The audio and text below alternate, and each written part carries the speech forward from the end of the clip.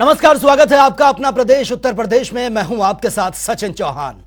उत्तर प्रदेश के पहले international trade की शुरुआत हो चुकी है। ग्रेटर नोएडा में आयोजित इंटरनेशनल ट्रेड शो का उद्घाटन राष्ट्रपति द्रौपदी मुर्मू ने किया है। इस ट्रेड फेयर का आयोजन 25 सितंबर तक greater Noida India expo centre and mart में यह किया जा रहा है। यूपी इंटरनेशनल ट्रेड शो अपने आप में ऐतिहासिक है। उत्तर प्रदेश को सर्वोत्तम प्रदेश बनाने की दिशा में सीएम योगी के कदम निरंतर आगे बढ़ रहे हैं। राष्ट्रपति द्रौपदी मुर्मू ने सीएम योगी और उनकी नीतियों की जमकर तारीफ की है। आपको बता दें कि यूपी के इस पहले इंटरनेशनल ट्रेड शो में 2000 से भी ज्यादा स्टॉल लगाए गए हैं। वहीं करीब 60 देशों के 500 से भी ज्यादा इंटरनेशनल बायर्स का भी यहां पर उनको भी बुलाया गया है।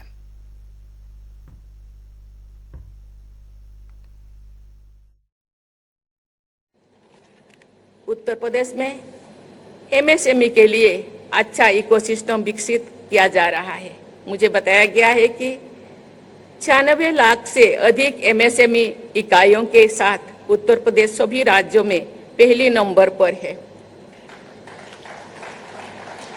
लैंडलॉक प्राप्त होने के बावजूद प्रदेश का निर्यात निरंतर बढ़ रहा है। मुझे ये जानकर खुशी हुई है कि राज्य का निर्यात वर्ष 2017-18 में लगभग 88,000 करोड़ रुपया बढ़कर वर्ष 2022-23 में लगभग 1,75,000 करोड़ रुपया तक पहुंच गया है। ये प्रदेश के उद्यमियों की मेहनत तथा योग्यता का परिणाम है। देवियों और स्वजनों, हाल ही में संपन्न हुए G20 समिट में सफलता से पूर्ण विश्व समुदाय प्रभावित है। उत्तर प्रदेश में भी आगरा, लखनऊ, वाराणसी और इसी ग्रेटर नोएडा में G20 के मुद्दों पर आयोजित किए गए हैं ये समिट, ये ट्रेड जरूर सफलतापूर्ण होगा, इसमें कोई दो राय नहीं है। उत्तर प्रदेश को इस अवसर पर जानने, उसकी क्षमता को नजदीक से महसूस करने, यहां की सांस्कृतिक समृद्धि और समृद्ध आध्यात्मिक परंपरा को जानने का भी एक अवसर आप सभी को प्राप्त होगा। क्योंकि यह उत्तर प्रदेश का पहला इंटरनेशनल ट्रेड शो है। स्वाभाविक रूप से इस शो को आयोजित करने के लिए हम सबके सामने चुनौतियां थीं। कैसे लोग आएंगे, कैसे कार्यक्रम आगे बढ़ना है। लेकिन आदरणीय प्रधानमंत्री जी का जो मार्गदर्शन और प्रेरणा थी, जिसके बल पर उत्तर प्रदेश ने पिछले 6 वर्षों में एक बीमारू राज्य से उभर करके आज देश के अर्थव्यवस्था के एक समृद्ध राज्य की ओर कदम बढ़ाया है, वह हम सब के लिए एक नई प्रेरणा थी और उसको शोकेस के रूप में प्रस्तुत करने का एक अवसर इंटरनेशनल ट्रेड शो हम सब के सामने है, जो उत्तर प्रदेश के इस पोटेंशियल को महसूस कर सके, इसको लेकर के आगे बढ़ सके। इसे लेकर के अनेक अभियान पिछले 6 वर्ष के अंदर उत्तर प्रदेश सरकार ने प्रारंभ किए हैं, जिनमें अपने परंपरागत उद्यम को आगे बढ़ाने के लिए वन डिस्ट्रिक्ट वन प्रोडक्ट की योजना, 75 जनपद हैं, 75 जनपदों में सबकी अपनी एक यूनिक प्रोडक्ट है।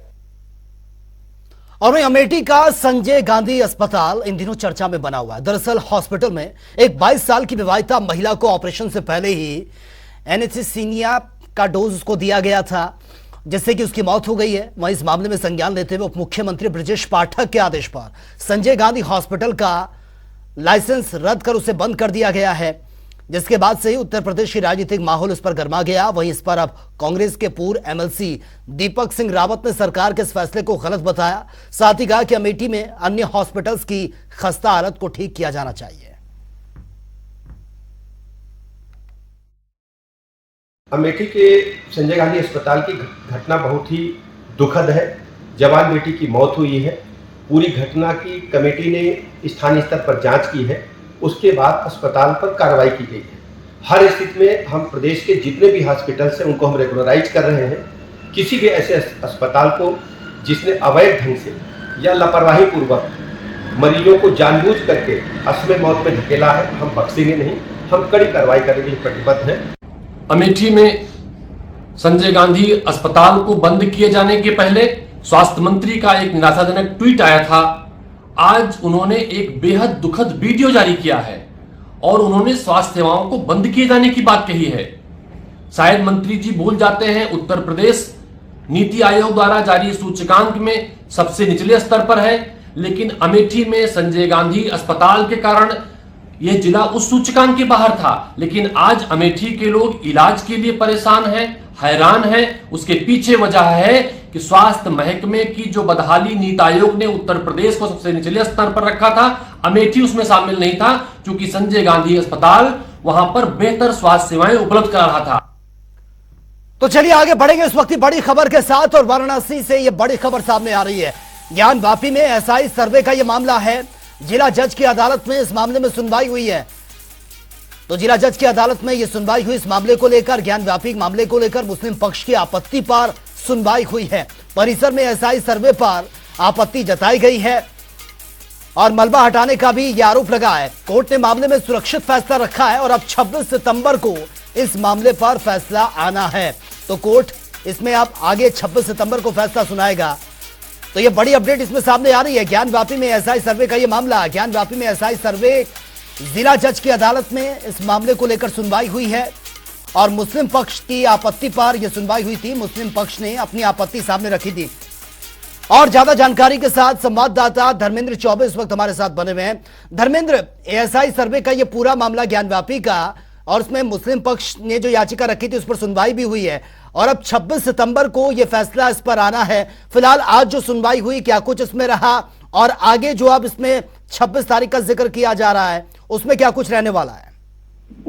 देखिए सचिन, जो सुनवाई न्यायालय ने किया है उसमें मुस्लिम पक्ष ने स्पष्ट रूप से ये रखा है कि जो बातें चल रही हैं, जो समस्याएं हैं, जो एसआई सर्वे लगातार समय ड्यूरेशन बढ़ाते जा रहा है, इस पर विराम लगाया गया। उसके साथ साथ जो सर्वे की रिपोर्ट नियत तिथि दी गई थी उस पर न सबमिट करके लगातार जो है एक्सटेंड डेट की बात कर रहा है एसआई पुरातत्व विभाग। तो कहीं ना कहीं उस पर विराम लगे और जो सर्वे की रिपोर्ट है वो न्यायालय में सबमिट हो, ताकि पारदर्शिता तरीके से न्यायालय में सुनवाई हो सके। उस पर न्यायालय ने जो है अग्रिम तिथि 26 नियत तिथि दी है और उसमें जो है सुनवाई करते हुए अगली डेट पे जो है फैसला देने का निर्णय किया। उसके साथ साथ एएसआई ने हलफनामे में सचिन बताना चाहूंगा कि एएसआई ने स्पष्ट रूप से ये कहा था कि कुछ शेष भाग ज्ञानवापी परिक्षेत्र के हैं, जिसमें उसने हलफनामे द्वारा स्पष्ट ये रख दिया था कि ज्ञानवापी परिक्षेत्र के शेष भाग हैं, अवशेष हैं, जिसका सर्वे पूर्णतः, क्योंकि पुरातत्व की जो तकनीकी सिस्टम से सर्वे किया जाता है उसमें समय लगता है और समय के अनुसार लगातार एएसआई के डायरेक्टर ने अपील की थी कि हमें समय दिया जाए ताकि जो चीजें तथ्य हैं वो निकल कर सामने आ सके। पुरातत्व को रिपोर्ट देने में समय की जरूरत पड़ेगी और रिपोर्ट जो सही है उसको हम प्रस्तुत कर सके। उसको लेकर मुस्लिम पक्ष लगातार विरोध कर रहा है और आपत्ति दाखिल कर रहा है। कहीं न कहीं न्यायालय में जो सुनवाई हुई है उस पर नियत तिथि दी गई है 26 तारीख और 26 को यह स्पष्ट होगा कि क्या जो अग्रिम डेट दी गई है उस पे एएसआई टीम द्वारा जो है रिपोर्ट पेश की जाएगी या नहीं की जाएगी। सचिन, ठीक है, चलिए धर्मेंद्र, बहुत बहुत शुक्रिया फिलहाल आपका इस तमाम जानकारी के लिए। चलिए बढ़ते हैं अगली खबर की ओर। आगरा में बीडी जैन कन्या महाविद्यालय में एसीपी सदर अर्चना सिंह अपनी टीम के साथ पहुंची और दरअसल उनको यह सूचना मिली थी कि बीडी जैन कन्या महाविद्यालय के आसपास कुछ मनचले छात्राओं को परेशान करते हैं। वहीं एसीपी ने कॉलेज छात्राओं से बातचीत भी की है, समस्या के बारे में जानकारी ली है। साथ ही कॉलेज के बाहर तैनात एंटी रोमियो पुलिस को भी मनचलों के खिलाफ कार्रवाई करने के निर्देश दे दिए हैं। आपको बता दें कि जनता टीवी ने एंटी रोमियो स्क्वाड टीम की मुस्तैदी पर प्रमुखता से खबर दिखाई थी, जिसके बाद यह बड़ी कार्रवाई हुई।